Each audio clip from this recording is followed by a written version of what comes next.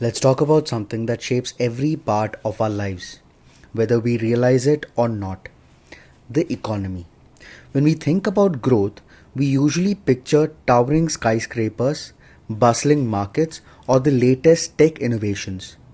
But here's a surprising truth: every powerful economy starts from the ground up, literally, from the soil beneath our feet to factories and then to the services we rely on every day. Greetings everyone, this is Abhijit Suresh, and in the next few minutes I'm going to walk you through this journey. I'll show you how countries around the world have harnessed their strengths stage by stage to build some of the world's most resilient economies. So stick with me while we dig into what it really takes to build an economy that's strong, sustainable, and set up for the future. Let's start at the very foundation: a sector that uses the most immediate resources available to a country: land and other natural resources. And hence, agriculture, mining, pottery, or fishing, among other such economic activities, constitute the primary sector of the economy. They utilize readily available natural resources. In the early days of development, it is a primary sector that every country relies on, using the natural resources and labor it has on hand. But what if I told you that the difference between surviving and thriving often lies in how a country uses this raw potential? Look at Northeast Asia.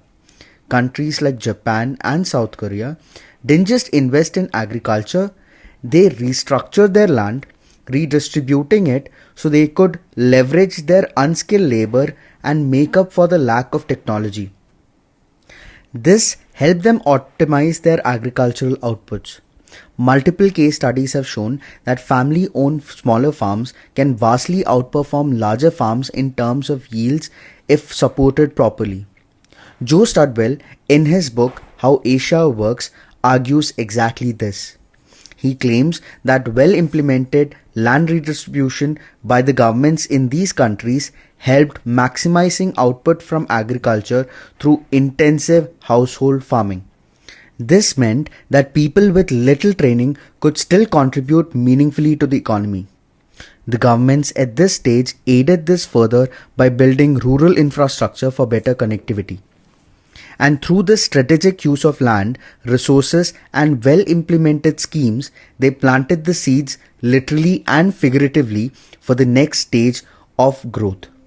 As countries accumulate surplus wealth from agriculture, they move into the next level: manufacturing. But this isn't just about making products for local consumption. In Japan and South Korea, a conscious shift to export linked incentives made their products globally competitive. Think of South Korea's push for quality in industries like electronics and automobiles. The government initially protected their domestic nascent industries. Once the industries matured, the governments also strategically incentivized them to compete globally. This encouraged companies to improve quality so they could rival the world's best. This effort made products like Korean automobiles and Japanese electronics iconic symbols of quality worldwide.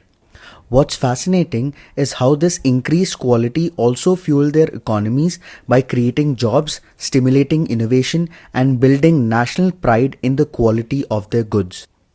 India is currently taking a similar route with its production linked incentive or PLI schemes, an ambitious step designed to boost domestic manufacturing by incentivizing production. It's a promising start, but if India really wants to make its mark globally, the next logical shift should be towards export based incentives, like those that helped South Korea and Japan grow. By prioritizing exports, India can push manufacturers to meet international standards and stay competitive, which in turn will create better paying jobs, attract foreign investments, and drive further growth across sectors. Now, as manufacturing takes root, the service sector begins to bloom. This sector is fascinating because while it initially supports manufacturing with logistics, finance, and IT, it soon grows beyond just support services. In China, for instance, manufacturing was the springboard. But as it took off, the demand for advanced services created a natural path for companies like Alibaba to rise. These companies went beyond just providing services. They transformed entire industries with groundbreaking tech that not only made manufacturing more efficient but also revolutionized the way people buy, sell, and move products. This is why the services sector doesn't just follow manufacturing, it actually reinvents it. A seamless shift between these sectors relies on one very important component: a reliable credit system. Credit is the fuel that keeps the engine running, especially for small businesses and entrepreneurs. India's PM Swanidhi and Mudra loans are a perfect example here. By offering micro loans without collateral, PM Swanidhi empowered countless street vendors. Mudra loans have benefited over 40 plus crore small and new entrepreneurs, almost 70% of whom are women. This has had a ripple effect, lifting whole regions out of poverty. And it's not just micro loans. When Silicon Valley started in the United States, it was backed by venture capital, a credit system that took big risks on small companies. The results were monumental. Companies like Apple, Microsoft, and Google, when just funded, they were given the freedom to innovate and grow. Properly managed credit doesn't just stabilize an economy, it can fundamentally reshape it by sparking innovation at every level. To sum it up, a country's development is like building a skyscraper, layer by layer. Agriculture is the strongest foundation, giving us stability and the means to grow.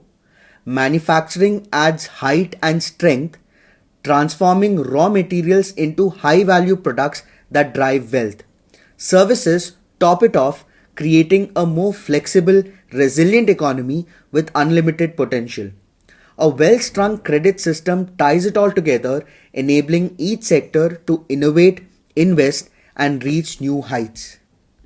So, as we look to build sustainable, resilient economies, let's remember that no single sector can grow alone. Just as a skyscraper needs a well laid foundation and a strong framework, countries need policies that link each stage to the next, creating a seamless, self sustaining cycle.